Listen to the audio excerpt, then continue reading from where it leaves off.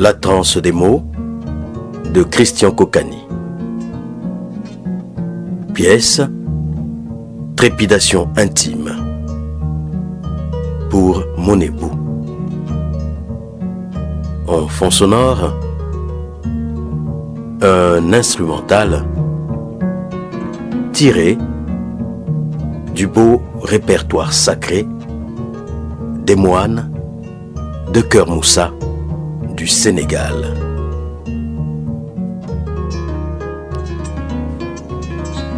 Ô maître, ô magicien, ô génial pinceau, au jet incomparable, mystérieux, mystique, transe mystique. De quelle science procède-t-il? Nul ne le sait. Nul ne saurait le dire.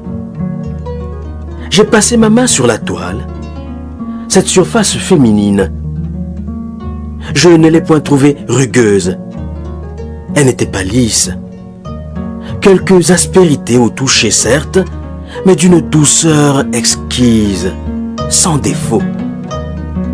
C'est une trépidation fantastique de points, qui donne progressivement forme et couleur au motif, au schème mental.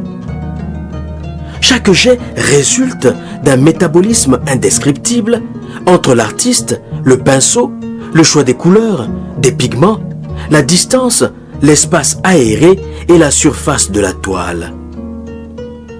Tout est mouvement. Mouvement venant se figer en mouvement perpétuel figé. Le jet du maître est comme une éclaboussure immatériellement maîtrisée. La force ou la souplesse du geste, vif et précis. Son application mesurée, comme millimétrée, atteint le degré de la prestidigitation. Le conquis est dans la tête, qui vient apparaître sur l'étendue. Parfois, l'ermite d'Adiaké commence par étaler les différents champs des mouvements sur lesquels va reposer ou s'encastrer l'émotion picturale, plastique, avant d'entamer la danse fabuleuse du jet. Sous la multitude de points, où la trépidation produit les contrastes nécessaires à l'émergence des figures, s'harmonisent les couleurs. J'ai contemplé ces œuvres splendides, sorties de son génie.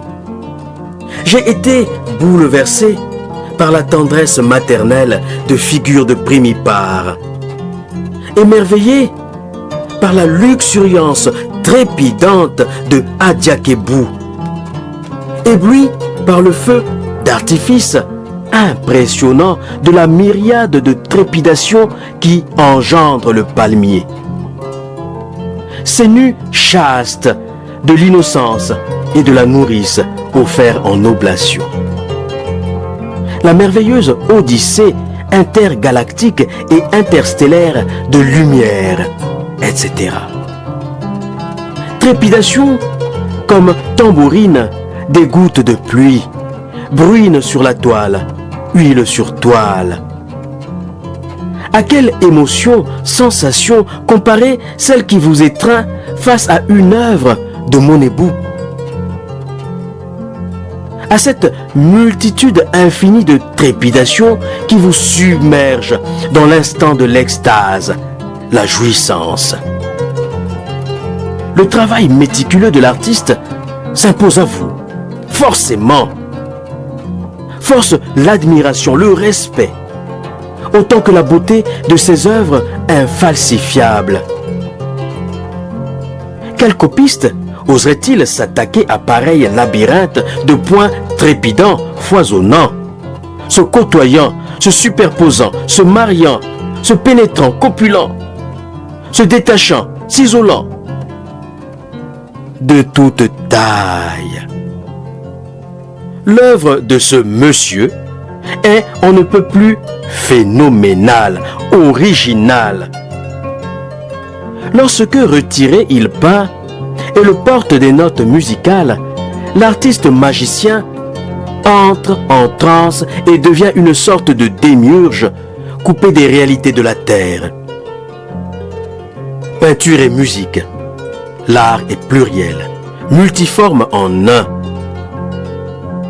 Nous fûmes du voyage qui tira l'émissaire américain Aubrey Hooks de ses pénates diplomatiques un matin pour le conduire non loin de la lagune Aby et se laisser atomiser, foudroyer par la performance du maître.